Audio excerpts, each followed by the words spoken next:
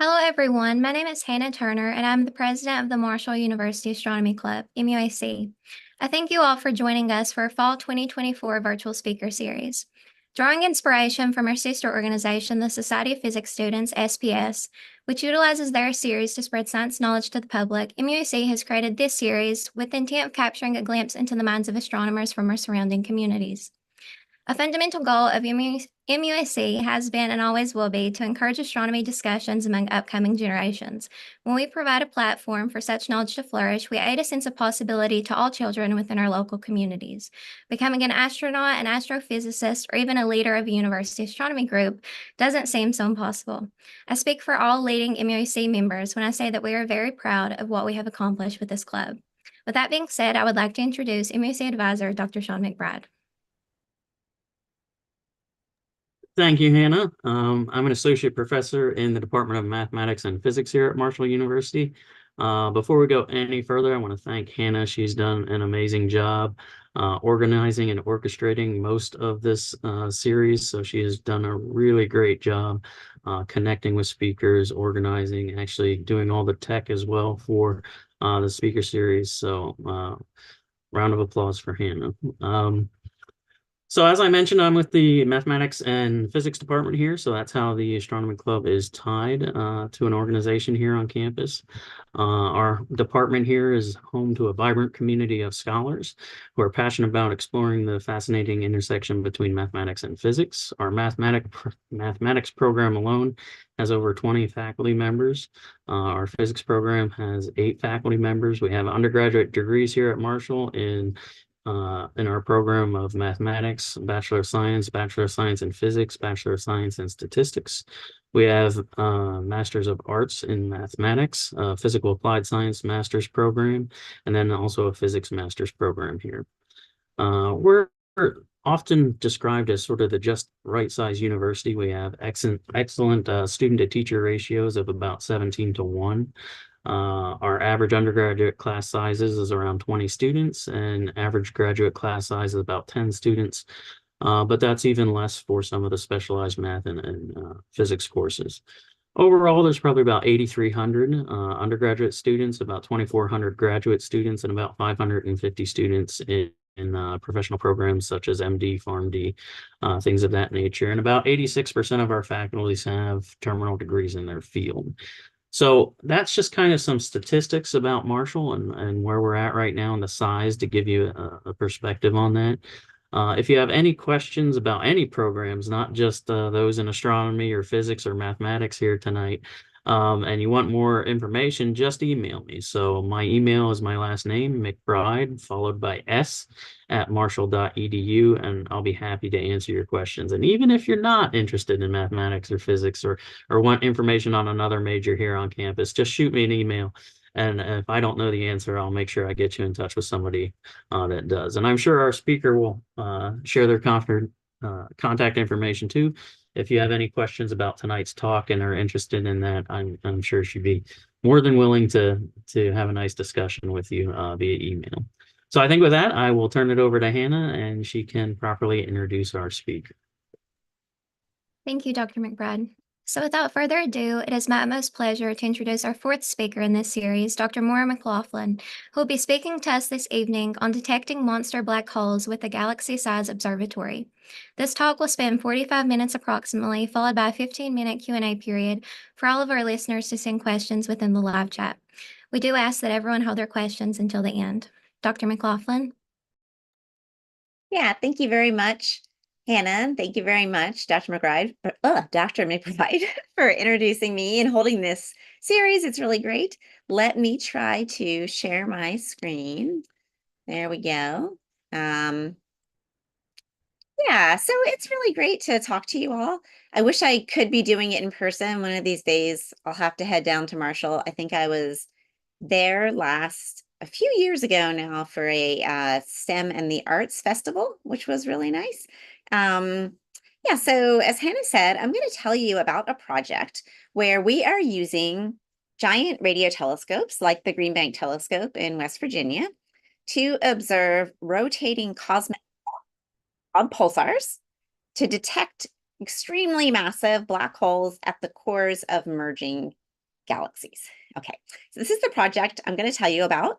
We have some really exciting results that we reported on over a year ago now, and I'll tell you the story up to those results, what they mean, and what the future of this field looks like. And I will even discuss how you can get involved in this research yourself if you're interested at the end of all this. Just a little bit about me. I'm a professor at WVU. I've been here about 18 years now. It is very hard to believe that that is true, but it is. I came here to West Virginia thinking I would stay a few years and just fell in love with the state and the people, and of course, the amazing research opportunities having to do with living in a state with the largest telescope in the United States, the GBT.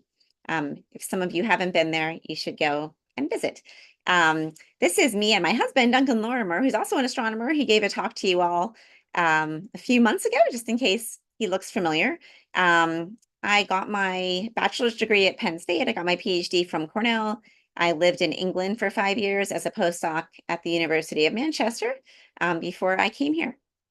So we're going to go back to like the very beginning of this story and just do a really quick review of gravity, because it's really important to understanding this project. So if you are a high school student and you're in like an introductory physics class, you've learned about gravity, and you've probably learned about gravity as an invisible force of attraction, right? Something that makes apples fall from trees, makes the moon go around the earth go around the sun, right? And this is like a very old theory, Isaac Newton, 1600s. It works in almost all scenarios, except when you get to very massive objects moving rapidly. And when we have objects that are really, really massive, or objects that are moving really fast, you need the theory of relativity.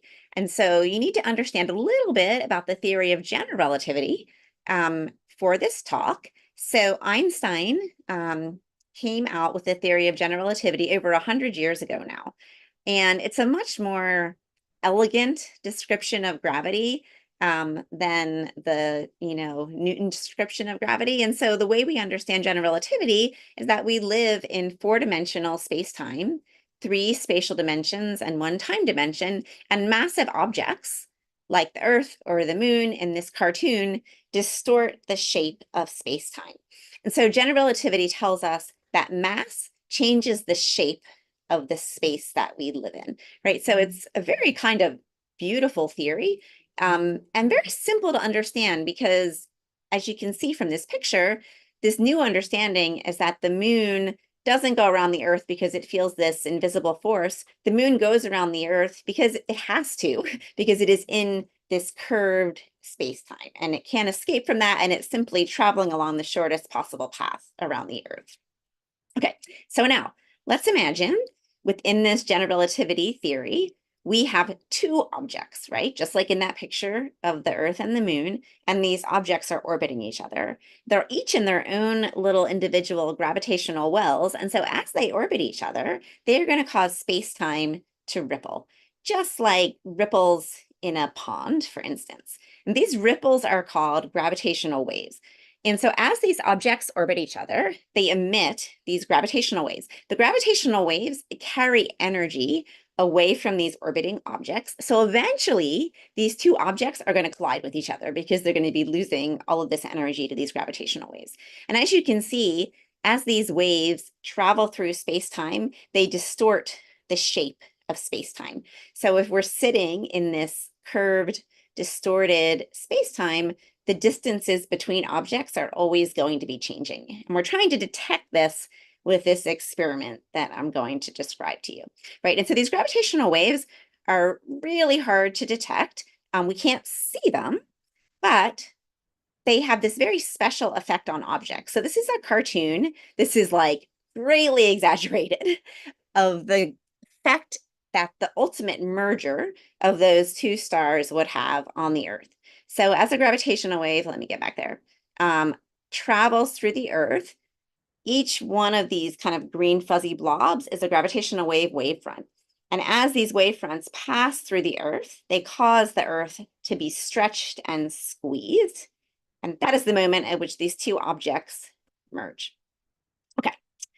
This is, of course, greatly, greatly exaggerated. These are extremely tiny effects that there's just no way we can actually feel.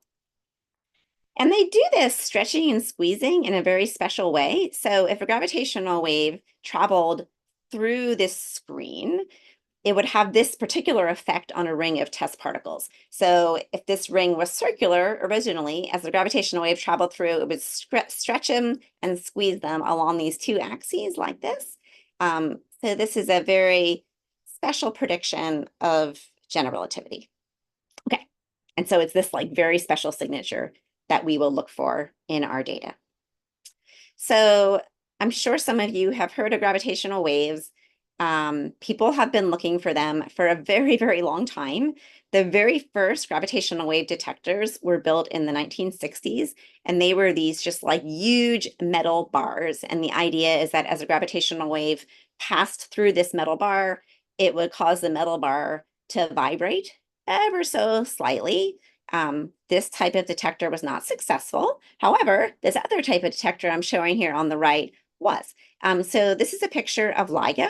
It stands for the Laser Interferometer Gravitational Wave Observatory. And there's one in Louisiana and one in Washington State. And these observatories have two 4-kilometer arms. They're at 90 degrees or perpendicular to each other.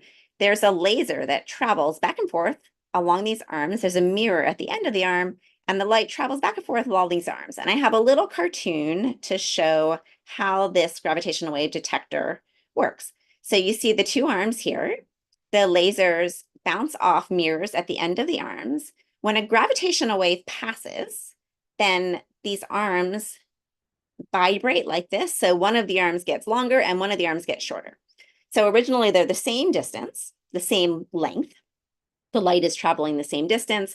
And then the lengths of these arms change ever so slightly because of the gravitational wave passing.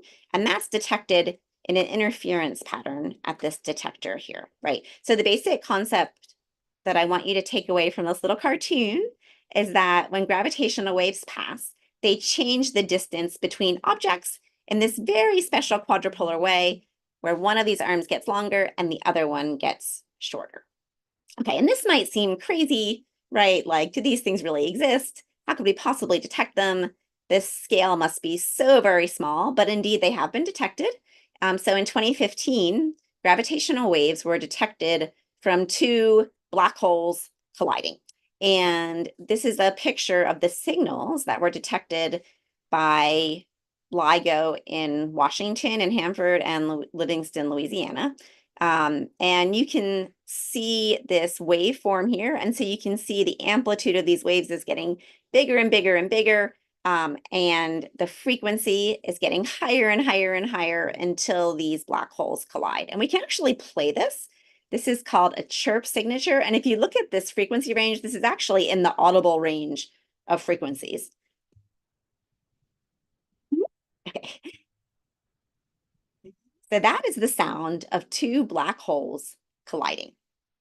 These black holes were something like tens of times the mass of the sun, so more massive than the sun, but still what we would call stellar black holes. It was kind of cool. This detection was made almost exactly 100 years after Einstein's prediction. This was big news. You probably heard about it. This resulted in the 2017 Nobel Prize in physics. So this was a super big deal. It proved that general relativity was correct, that these gravitational waves exist, and for the first time, we could actually detect black holes directly and measure properties about them, like their masses. Okay, and now nearly 100 of these cosmic collisions have been detected by LIGO and other gravitational wave interferometers. And here are just some pictures of these chirp waveforms for these different gravitational wave detections. They all look different depending on, how far away the object is and how massive it is, right? So pretty amazing and cool.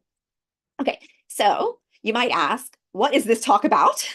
Why is she talking to us about pulsars if gravitational waves have already been discovered with LIGO? Well, black holes come in all sizes. So LIGO is really good at detecting black holes that are like a little bit more massive than the sun, right? So maybe a few times as massive as the sun, up until 100 times as massive as the sun.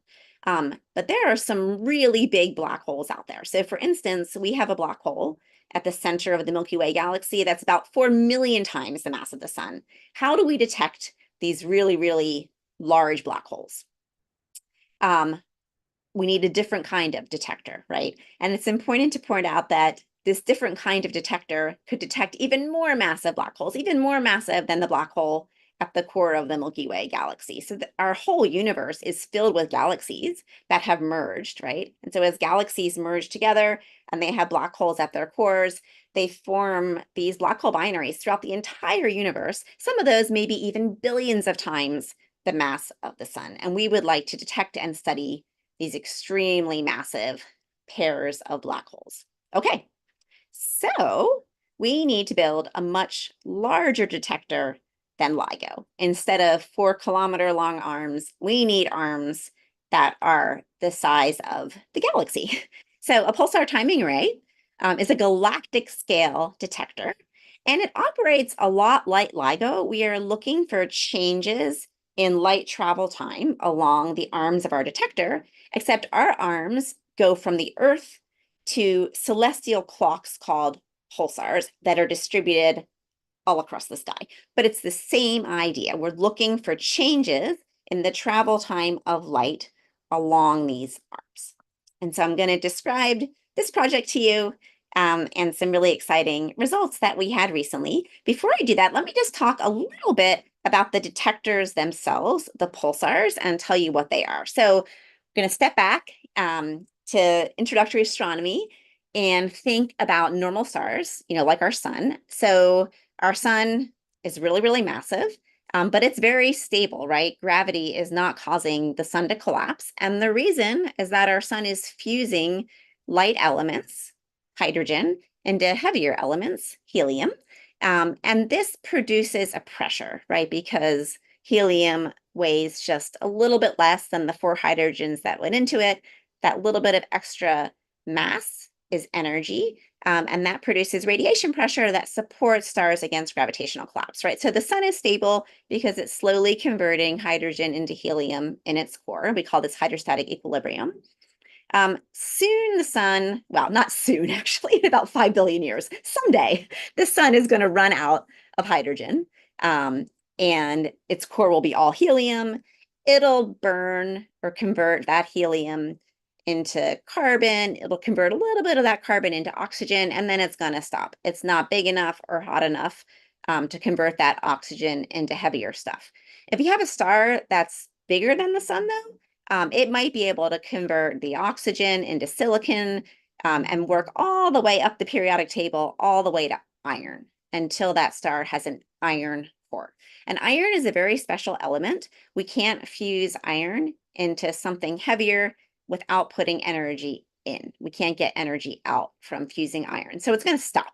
When it gets to iron, the star is going to say, I cannot convert iron to anything heavier. There's no way I can support this star against gravitational collapse. Okay, and so this is the state of a very massive star at the end of its life. It'll kind of look like this like onion ring of iron at the center and then other elements going out.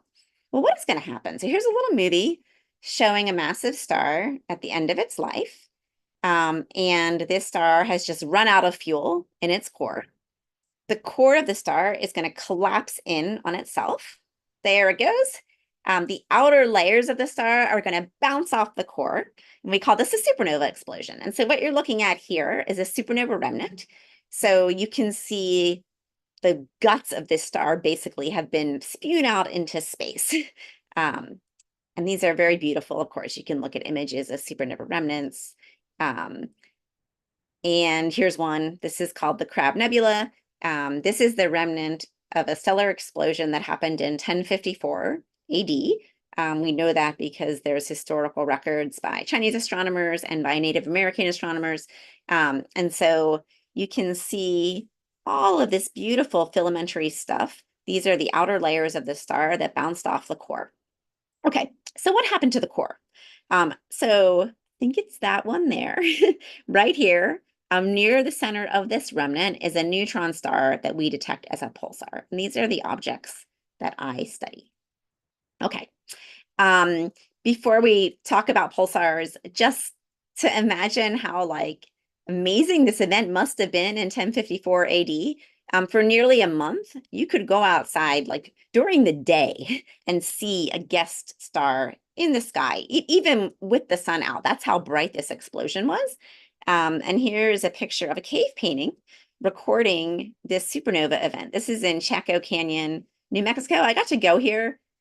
I guess it was about 15 years ago now, but if you have the chance, it's super cool. And this can be dated to 1054 AD, so that's how they're sure that this is a record of this crab supernova explosion. It looks like it's on the ground, but this is actually like an overhang, kind of a rock overhang. Anyway, if you get the chance to go, it is pretty neat to see.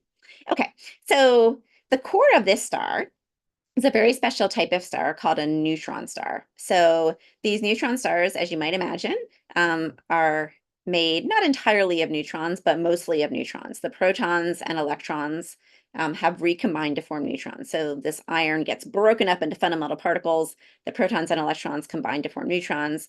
It's a very special type of matter. This is a little cartoon image of a neutron star. Here's the star. It has very strong magnetic field, and particles get accelerated along these open magnetic field lines and produce radio emission. This is kind of like auroras on Earth when particles get accelerated along the north and south magnetic field lines of the Earth. It's kind of the same idea, but like way more powerful.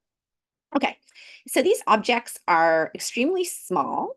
There's something like 15 miles across. So we've taken something bigger than the sun and collapsed it into something the size of like a large, metropolitan area. This is roughly what a pulsar would look like if we superposed it on Marshall.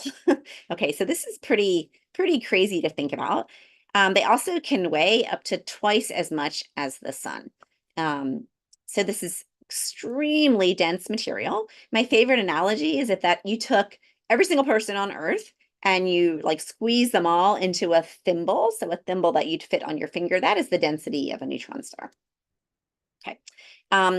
Because they were rotating slowly, maybe like once a month, but then when they collapse, we need to conserve angular momentum. They are now rotating. I don't want to play my sound. There we go. They're now rotating very, very rapidly. So here I am spinning around, and then I pull my leg in and I spin up really fast. And that is what has happened to these pulsars. So angular momentum has to be conserved, which means some of them are rotating extremely rapidly, up to 700 times a second. A similar effect is responsible for their very, very high magnetic fields, and these properties together produce radio emission. Okay, the crab pulsar that I showed you in that image, that one is a little bit special. You can see that optically with your eyes because it's just really young. Most pulsars you can't see with your eyes at all. We can only detect them at other non-visible wavelengths. And the idea is that they act as interstellar lighthouses. So they have these radio beams, and then every time this radio beam passes our line of sight, every time this pulsar rotates, we get a blip of radio emission. And so here's a little cartoon of a pulsar. And this is the neutron star. This is the radio emission. And every time this radio beam passes our line of sight, if we're observing it with a radio telescope, we will detect a pulse, as you can see on the bottom here. And I'm going to play this sound for you.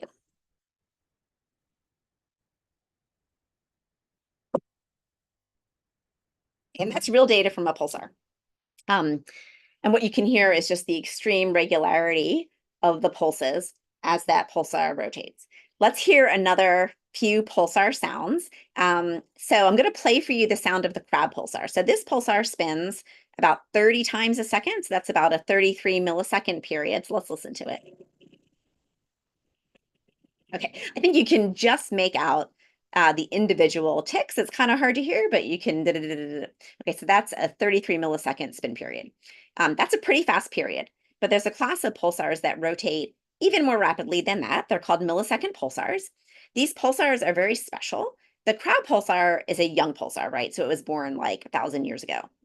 These millisecond pulsars are really old pulsars. They've lived a whole life, millions and millions of years, and then they've accreted material from a binary companion, and this accretion has spun them up to like really, really, really fast periods. So they're actually extremely old, but spinning very, very rapidly because of this binary interaction. And let's play one of those pulsars. I'm not going to play it for long because it's a very unpleasant sound. So this pulsar is spinning about 650 times a second. If you're a musician, right, this is about 650 hertz. And so you know that that's going to be just like an audible tone. Okay, that was awful. So that's a pulsar spinning with a 1.5 millisecond period. And that is the second. I'm going to turn the sound down a little bit and then do that again because that was way too long.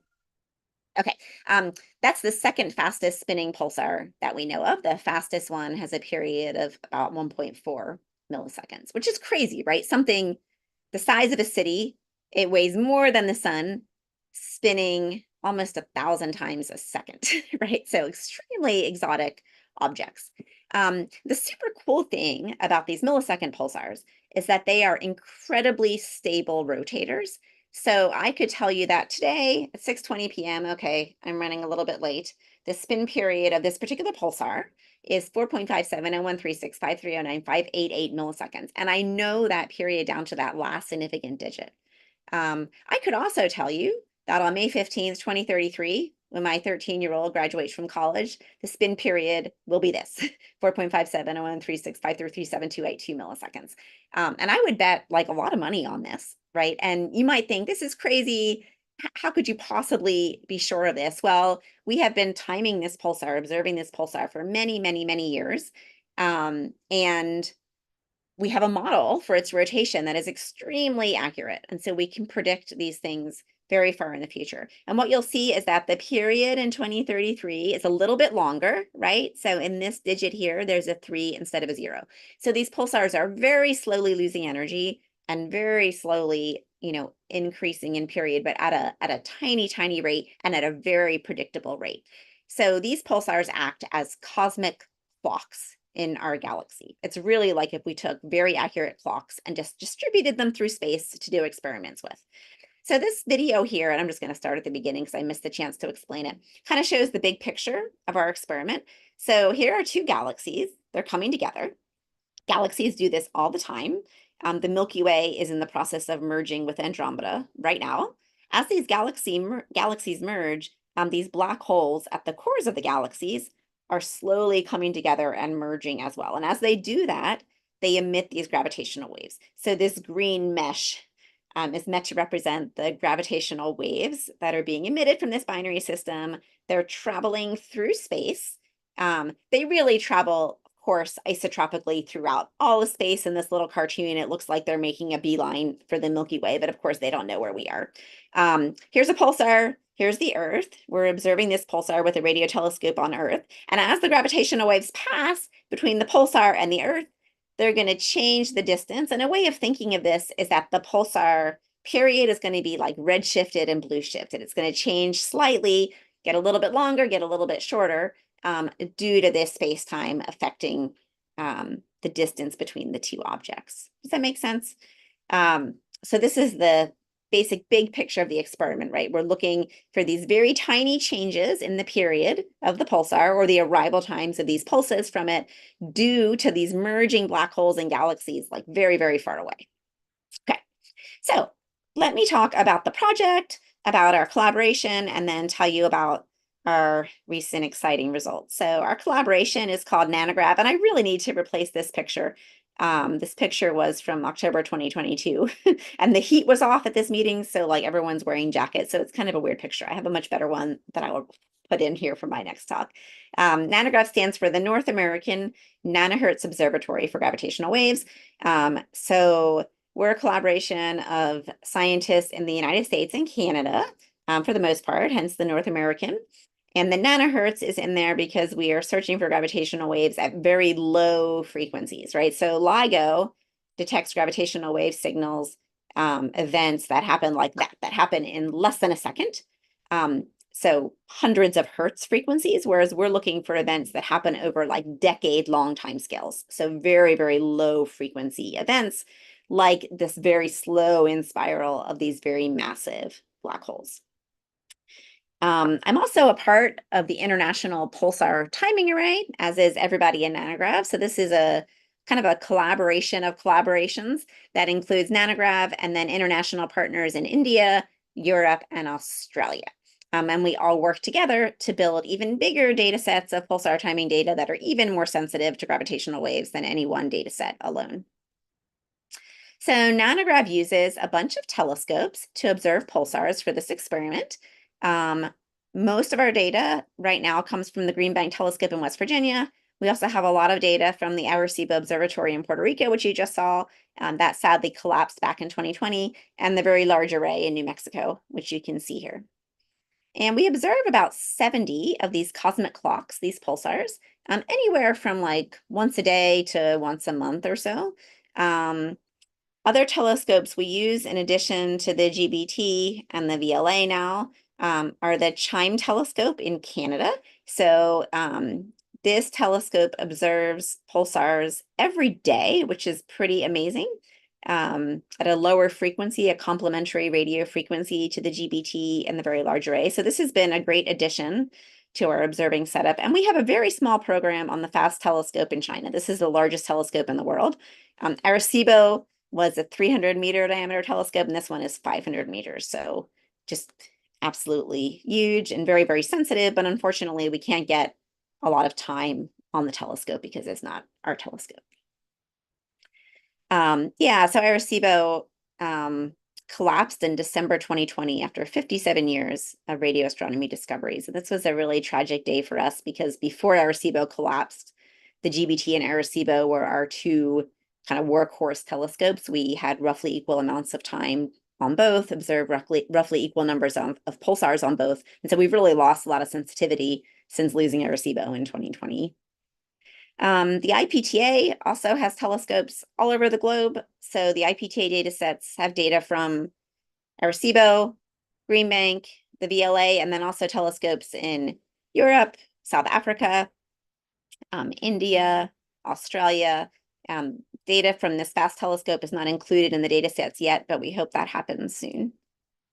Okay, so let me talk a little bit about what we actually do when we observe these pulsars, like how do we measure their times of arrival and model them.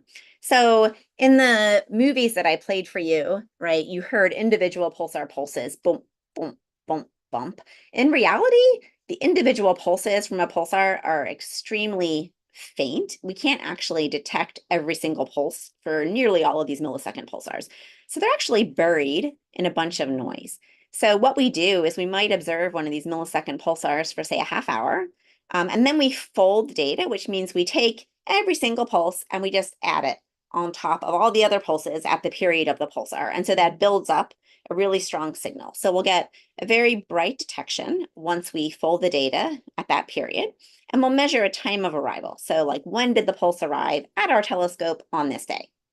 Okay, and then we have a model, right? And so this model tells us when a pulse from that same pulsar should arrive, say, a month later. And that model has been built up over all the past observations of that pulsar. So we observe it again, say maybe a month later, we do the same thing, we fold the data, we measure a time of arrival, and then we say, hey, is our model doing a good job, right? So when did the model predict the pulse should arrive and when did it actually arrive?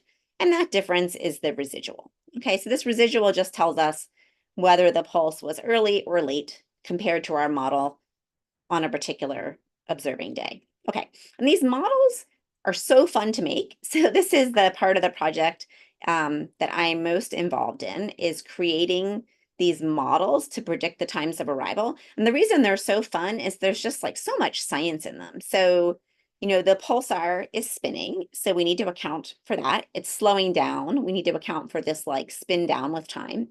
Most of our pulsars are in binary systems with stars, with white dwarf stars. And so we need to account for the Doppler shifts in the times of arrival as the pulsar travels around its companion. Space isn't empty. We need to model the space in between the pulsar and us. the Earth is also moving around the sun, of course, right? And the Earth is rotating. All of that is going to affect the times of arrival of these pulses. So we also need to account for the Earth's rotation around the sun. So these models are quite complex. And once we have them, these are the kind of data that we look at. So I wanted to show you some real data. And I like doing this. I mean, they look so messy, right? But I think when most people imagine what astronomers do, they imagine us sitting and looking at like beautiful pictures and images, things like that, supernova remnant. These are the kind of plots I look at though. So really very like kind of statistical mathematical stuff. So these show the residuals of 3 different pulsars. The different colors are different radio frequencies. Don't worry about that too much. The things to look at though are the scales. So these are in microseconds, so millionths of a second. And so we can model the arrival times of these pulses over very long time scales to like millionths of a second precision, which is pretty exciting, I think. You can see the error bars here are mostly overlapping 0. And what that means is that our models are doing a pretty good job. Like we're able to predict when these pulses arrive very accurately over like decade-long time scales. You'll also see that some of the pulses don't line up with 0. So our models aren't perfect. There are other things going on in the data, and maybe some of those things are the gravitational waves that we are looking for. So if we had gravitational waves in our data, the signature that we expect to see would look something like these red lines. Okay, so what we think that we will see first in our data, and I'll tell you in a little bit that we have seen this actually, is a background of gravitational waves. So the gravitational wave hum from all of the supermassive black hole binaries in the universe that have combined to form this like low level rumbling noise in our data. And this noise would look something like these red lines, right? And so you might look at this and think, okay, how in the world could you ever tell that some noisy signature like this was due to gravitational waves and not due to something else, right? And the way we can tell is by looking for a correlated signature among all the pulsars that has a very special pattern because of this quadrupolar way that gravitational waves distort space-time. This is just a pretty picture showing residuals from all the pulsars in the International Pulsar Timing Array. And you can see they look a lot like the nanograv residuals. The different colors are different telescopes distributed worldwide. And the time scales of these data range from like 1990 to 2020 or so. So we have a lot of data, decades of data on a number of pulsars. Okay. So there's other messy stuff in the data, right? So we know that neutron stars like aren't perfect. There's going to be some noise in a neutron star rotating.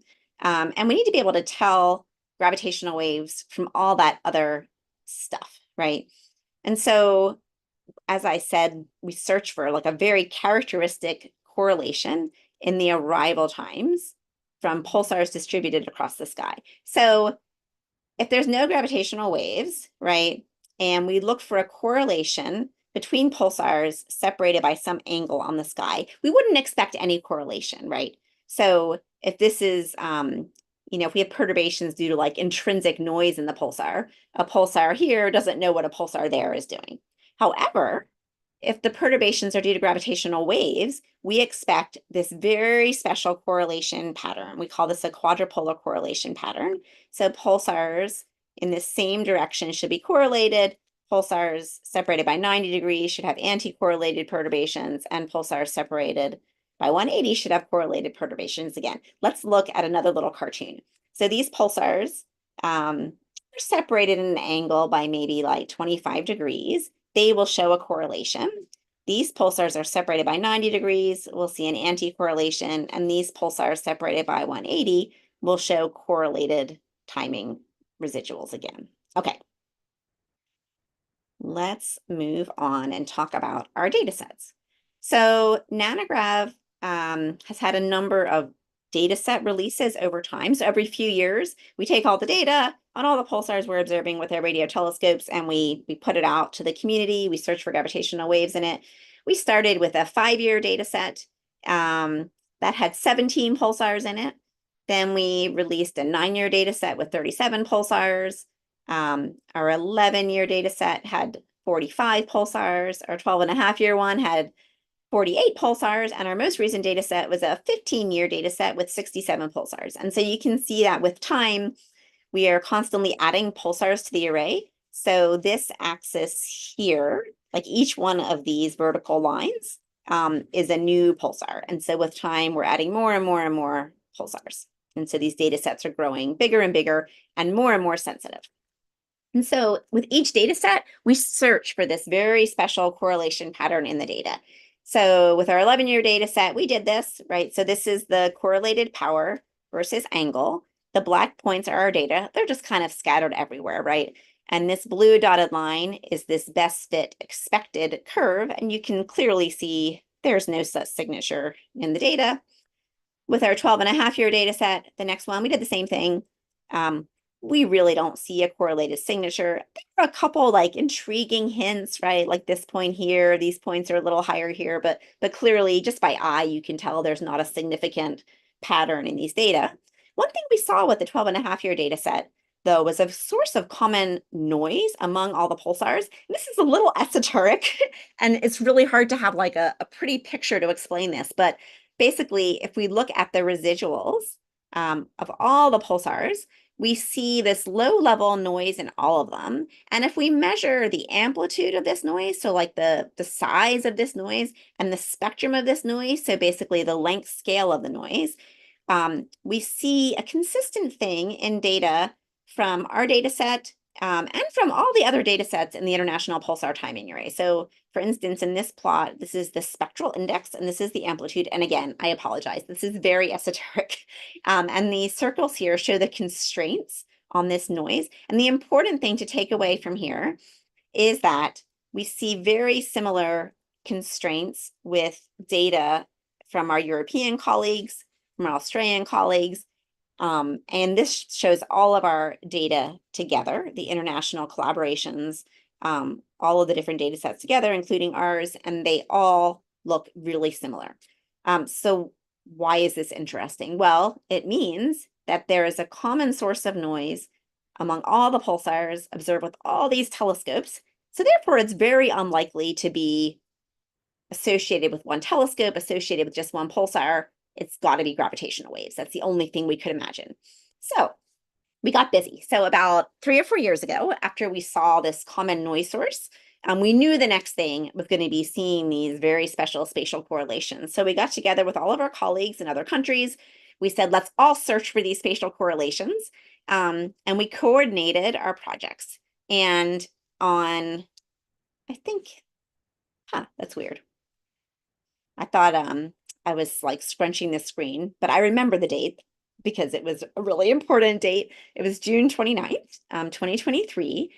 We coordinated the publication of 18 papers. And so these are the 18 papers here from 4 different collaborations. These are our European collaborators, Australian collaborators, collaborators in China, all released on the same day with the results of a search for these special correlations. And so these are the results of our search. And so when we look at our 15-year data set, we see this very special signature where the points from our 15-year data set, these correlations and arrival times, actually match this predicted curve very well. The error bars are still big, right? This isn't perfect. But for the very first time ever, we saw this positive correlation. So pulsars in the same direction showing correlated perturbations. This negative correlation at 90 degrees, pulsars at 90 degrees showing anti-correlations, and this positive correlated signature at 180 degrees. And if you haven't been doing this project for like 20 years like I have, this might not look like much, but this was very exciting because we could, for the very first time, say we have detected this background of gravitational waves in our data, which we had been working on for such a long time. It was pretty amazing. This got a lot of interest from the general public, despite it being kind of like I think, a hard thing to really explain, right? Because these gravitational waves are invisible. But we were on the front page of the Washington Post. We got an article in the New York Times. This is in the Atlantic. This was my favorite headline: scientists found ripples in space and time, and you have to buy groceries. So this was a really exciting time. But this detection is kind of just the start, right? So we can say, yes, gravitational waves exist. We knew that before from LIGO. We saw this background in our data. That's great. But what we really want to be able to do is say, what is causing these gravitational waves and what can we learn about the universe? And to do that, we want to look at the spectrum of the gravitational waves. So this is a plot of the spectrum of this gravitational wave background that we discovered. So this is gravitational wave frequency. And this is the timing, delay, or the amplitude. So whenever people talk about a spectrum, you're basically looking at like the distribution of colors, right? And so this is the distribution of gravitational wave colors or frequency in our data. And what you can see is there's a lot more power at the low frequencies than at the high frequencies. So this blue band here is the best fit to the spectrum of the gravitational waves we see in the data. The important point here is that this black dotted line here, that's the spectrum that we expect if these gravitational waves are from extremely massive black holes at the cores of merging galaxies. And so we were pretty excited when we saw this because the spectrum is a pretty good fit to these supermassive black hole binary predictions. And so that's very exciting, right? So I would say we're pretty sure these gravitational waves are coming from these supermassive black holes. So as these galaxies far, far away in the universe are coming together, their black holes are orbiting each other and producing these prodigious amounts of gravitational waves, and we are detecting them with our pulsar network here in the Milky Way galaxy. We can even start to say some things about these black hole binaries, so we can make models with binaries that don't interact with like stars or gas and binaries which interact with stars and gas in their environment. And we can start to say like actual things like models where binaries interact with their environments are more consistent with our data. And I'm running out of time, so I'm not going to go into a lot of detail about this at all. I'm just going to fly through these next few slides. But one thing I just want to mention is that we're still not sure, right? So this detection is consistent with these supermassive black hole binaries, but there's all these other like very exotic things that could also explain the gravitational waves. They could be due to cosmic strings, which are topological defects in space-time that vibrate. They could also produce these gravitational waves. There are lots of theorists really excited about a cosmic string interpretation. They could also be due to early universe inflation. So right after the Big Bang, the universe underwent a period of inflation and gravitational waves should have been produced then. And these could be leftover gravitational waves from that very early universe inflation. That would also be really exciting. So we need to continue doing our project to try to figure out like exactly where the gravitational waves are coming from. Another very exciting milestone that we expect to hit over the next maybe 5 years or so is that we should start to detect individual supermassive black hole binary black holes. So right now, we are just seeing, well, not just, it's pretty darn exciting, but we're only seeing the like background, right? So this combined hum, but we can't say it's from that binary or that binary or that binary. It's just like noise. Soon we will start to see individual black hole binaries in our data, and we'll be able to localize them to particular galaxies in the sky, which will be very, very exciting. This plot here shows predictions for the IPTA in 2025, 2030, 2035, and these are simulated galaxies. And even in 2025, there are some galaxies that are above our sensitivity limit, so individual galaxies. This one in particular is a galaxy that we know about. It's called 3C66b. We can image it, and the predicted strength of the gravitational waves is above our sensitivity limit for our next data set in 2025. So that's really, really exciting. And just going back to the beginning, the reason that we're so interested in this is that we think that galaxies have grown throughout the history of the universe. They've gotten bigger and bigger by merging with other galaxies, right? So galaxies started off really small, kind of irregularly shaped, and they've grown more structured, like the Milky Way, and larger with time through mergers. And if we can detect these very massive black holes at the cores of these merged galaxies, we can study them when they're very close together like this, when we can't tell that there's a merger there with an optical telescope, and learn about the final stages of this merger and ultimately how the universe has grown and evolved over cosmic time. So there's a real richness of information there. And I'll end with just a couple slides that just illustrate like why this is so exciting. So if we think back to the history of astronomy in general, right, the first astronomy we had was optical astronomy. we learned about the universe with light we can see with our eyes, right? And we got a picture of galaxies that look like this. And soon we developed telescopes at other wavelengths, right? Ultraviolet, X-ray, infrared, radio. And every time we build a telescope at a different wavelength, we see different things, right? The structures look different. We're revealing different insights about these objects. And so gravitational waves are the same way. With LIGO, we're detecting gravitational waves in this part of the gravitational wave spectrum. So very high frequencies, kind of like the X-rays or gamma rays of the electromagnetic world. With nanograv, with pulsar timing arrays, we're detecting gravitational waves with really low frequencies. So we're kind of like the radio of the gravitational wave world. I don't have time to talk about the stuff in the middle there, but there are space-based interferometers that are planned to cover the gravitational wave spectrum in between LIGO and pulsars. So this is a really exciting field. Stay tuned for the next, well, 5, 10 years, decades. And we're really excited for what we would call multi-messenger astrophysics. So studying these galaxies with both gravitational waves and light of all sorts of different telescopes. Finally, I just want to end by advertising a few opportunities for students. If you're a student and you're excited about this, it's a great field to get into. There's so many opportunities for collaboration with people in the United States and throughout the world. We've sent a lot of students to different countries. These are students that have gone to India, students from West Virginia that have gone and done research in India. High school students also play an important role. They help us look for pulsars, and they've discovered 8 pulsars through a program called the Pulsar Search Laboratory. A lot of undergraduate students do this too. If you're interested, you can go to pulsars.nanograv.org. And I will just end there. My contact details are here. Here's my email. Here's a bunch of websites where you can learn more. And I'm happy to take any questions.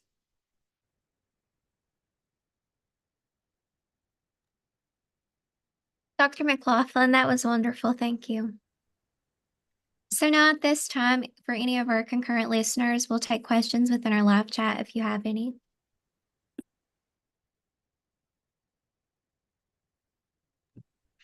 Dr. McLaughlin, while we're waiting on questions from our listeners, if myself as well as Dr. McBride have any questions for you, we could go ahead and ask at this time if that's okay. Yeah, sure. So you can correct me if I'm wrong, but you spoke of pulsars as being incredibly stable rotators, correct? And you spoke of them as interstellar lighthouses of sorts. And you said that out of 3,266 pulsars known, that we currently know of around 544 that have a millisecond period rotation. Is that correct? That's right. Yeah. And you spoke of the crab pulsar, which was really beautiful, by the way, that you showed us. And you said that it had a 33 millisecond period. So out of those 544 that are known currently with that kind of rotational period, are there any that are particularly atypical, or I guess more so atypical as compared to the rest that we know of? So of those 500 some millisecond pulsars, there's a wide range. So that's a good question, because you might have noticed that I said there's like 500 or some millisecond pulsars, but we're only timing 70 of them in nanograv. And that's because some of them are weird. So some of them are in binary systems where they're like blowing away their binary companions. And so there's like a wind of particles and materials that makes the timing really messy. Some of them are eclipsed by their binary companions, so their emission disappears once per orbit. So we throw those one out. We don't want to include those in our array. And honestly, all pulsars are a little bit weird, so, and there's a lot we don't understand about them. One of our most favorite pulsars, in fact, the one that was the example I used, like predicting the period in 2033, that pulsar just a few years ago changed its pulse profile shape. So all of these pulsars have very stable shapes to their profiles from year to year, which is necessary, right? If we want to measure the arrival times of the pulses, like the shape needs to look the same. One of them, the shape changed just completely unexpectedly, very suddenly. We actually still have no idea why. We think there was some kind of change in the magnetosphere of the pulsars. So I would say like all of them are a little weird in some sense, because we don't really understand exactly how their emission works. And we're always finding surprises. So like weird events in the interstellar medium that might affect their mission, kind of weird binary interactions. So the 70 that we're timing are kind of like the most boring because we want ones that aren't doing anything interesting, if that makes sense. And the crab pulsar, just while I'm on it, is a really interesting pulsar because it emits something called giant pulses. So every once in a while, that crab pulsar emits a pulse that's like hundreds or even thousands of times brighter than the average pulse. And there are students in West Virginia, high school and undergrad students, who are monitoring the crab almost daily with the 20-meter telescope at Green Bank to try to study these giant pulses, which is a pretty cool project. I think that's really cool. So you spoke that the 70 cosmic clocks were observed once a day or once a month. And you said that in particular, the pulsar time of arrival was compared to your current model or models. So you said that certain things had to be accounted for, such as the Doppler shift. Could you explain, possibly more so in particular, in regards to the Doppler shift and accounting for that with your model? Sure. So if we imagine we have a pulsar that's rotating extremely precisely, and you can just think of this as a clock, or I don't know, a continuous tone or something, right? Sometimes when I give public lectures, I'll take like an alarm clock that's like, zzz, and as I spin this alarm clock, when the clock is moving towards you, that sound is going to get blue shifted. The pitch is going to be a little bit higher. When the clock's moving red from you, it's away from you, it's going to get red shifted. This is like the ambulance effect when an ambulance passes you and you hear. The same thing happens with the pulsar emission as this pulsar orbits its companion. It gets red shifted and blue shifted. So you can think of this like in two ways, either as sort of like the pitch, of the period changing with the ambulance analogy, or I think even more simply, if you just think of it as emitting pulses, as the pulsar moves towards you, it's going to appear those pulses are getting closer together in time. And as it's moving away from you, it's going to appear those pulses are getting farther apart in time, even though the rotation is completely stable, right? As it moves closer, the period will appear to get shorter, and as it's moving away, the period will appear to get longer. And so we need to model that effect for pulsars in binary systems around another star. We also need to model the effect of pulsars just moving in the sky, right? Like we see kind of like the same thing as pulsars just move across the sky as well, but to a lesser degree. Does that make sense? It does. Thank you. I'm always so fascinated with our speakers that we've had within this series and all of the work that you all have accomplished and continue to accomplish. It's really just, as a future PhD student as well, it's incredible. So thank you. It's a fun field to work in. It's never boring. Dr. McBride, do you have any questions? Sure, if there's none from our virtual audience out there yet. You mentioned about the high school students using the 20-meter dish at Green Bank, which I think is fantastic. For any of our virtual members out there now that are going to be in high school and even middle school, if they're just enamored with what they've heard tonight and they just want to get into this, and you can speak from your own personal experience, but like what courses, what track, what else can they do to get sort of into the career path for this? Yeah, so if you are a high school student and you're interested in doing astronomy, math is really important. Pay attention in your math classes. If you have the opportunity to take physics, take physics. I know not every high school in West Virginia has physics, but just take as many science classes as you can. Programming, one thing that a lot of undergraduates are lacking is programming experience. So they come here, they might be a great student, lots of math, lots of physics, but it takes them a while to get into research if they don't know programming. And it's so easy. You can go online, go to like codeacademy.org, learn Python. Astronomers love Python. You can do that. Another thing you can do is you can take our online course. So we have a little online course. It is at pulsars.nanograv.org. I'm just going to like bring it up actually and show you what you can do. So I'll just share my browser. So you can go to pulsars.nanograv.org. You should all be able to see that, I think.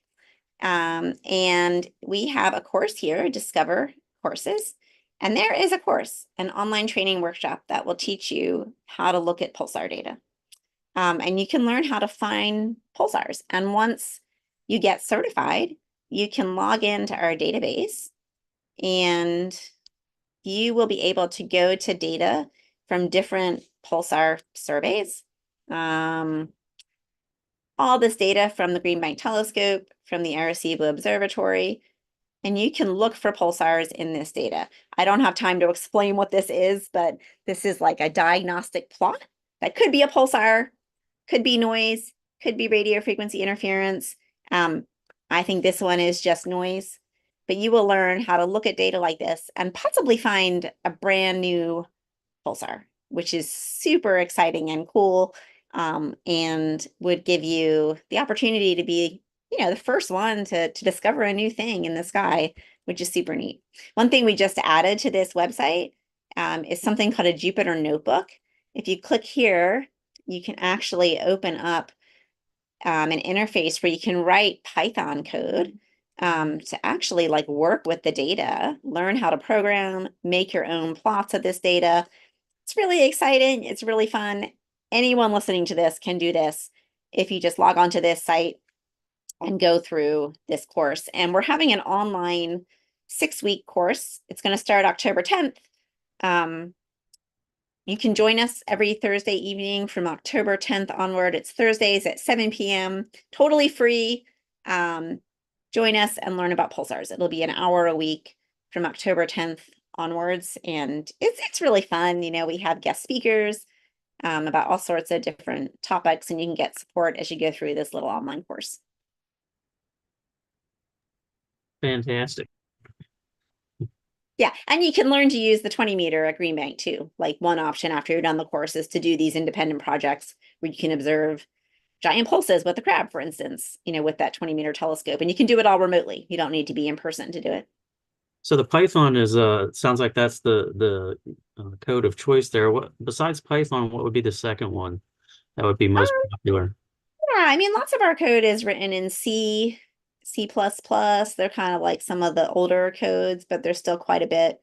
Some Perl scripts. When I was a grad student, I learned Fortran, which is like really old now, but I'm still known to program in Fortran occasionally. But it's mostly Python and C, but mostly Python now. Any programming language is great though. Like if you're a student and you're like, oh no, I'm learning the wrong thing, it doesn't matter really. Like the important thing is just to learn how computers work, how programming works, right? Like the general structure, and then you can learn any language. I think my son is learning Java now as a freshman undergraduate here, and we never use Java, but he'll learn like how programming works, and then it'll be really easy for him to learn Python or anything else.